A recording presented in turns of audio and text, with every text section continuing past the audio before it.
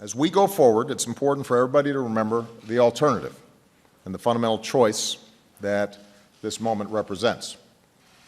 With this deal, we cut off every single one of Iran's pathways to a nuclear program, a nuclear weapons program. And Iran's nuclear program will be under severe limits for many years. Without a deal, those pathways remain open.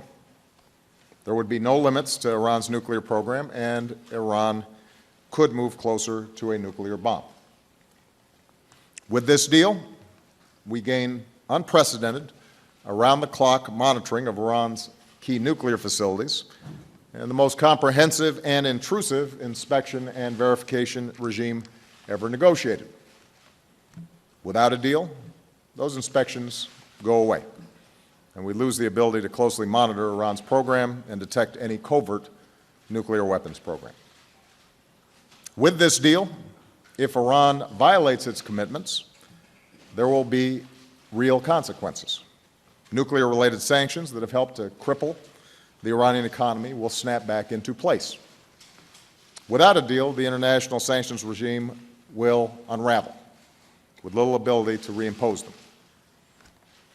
With this deal, we have the possibility of peacefully resolving a major threat to regional and international security. Without a deal, we risk even more war in the Middle East, and other countries in the region would feel compelled to pursue their own nuclear programs, threatening a nuclear arms race in the most volatile region in the world. As I said yesterday, even with this deal, we will continue to have profound differences with Iran: its support of terrorism, its use of proxies to destabilize parts of the Middle East. Therefore, the multilateral arms embargo on Iran will remain in place for an additional 5 years, and restrictions on ballistic missile technology will remain for 8 years. In addition, the United States will maintain our own sanctions related to Iran's support for terrorism, its ballistic missile program, its human rights violations, and will continue our unprecedented security cooperation with Israel and continue to deepen our partnerships with the Gulf states. But the bottom line is this: this nuclear deal meets the national security interests of the United States and our allies. It prevents the most serious threat, Iran obtaining a nuclear weapon, which would only make the other problems that Iran may cause even worse. That's why this deal makes our country and the world safer and more secure. It's why the alternative, no limits on Iran's nuclear program, no inspections, an Iran that's closer to a nuclear weapon, the risk of regional nuclear arms race, and a greater risk of war, all that would endanger our security. That's the choice that we face.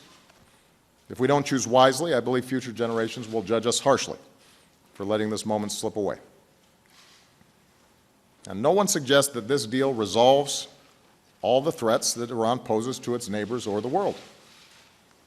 Moreover, realizing the promise of this deal will require many years of implementation and hard work. It will require vigilance and execution. But this deal is our best means of assuring that Iran does not get a nuclear weapon. And from the start, that has been my number one priority, our number one priority.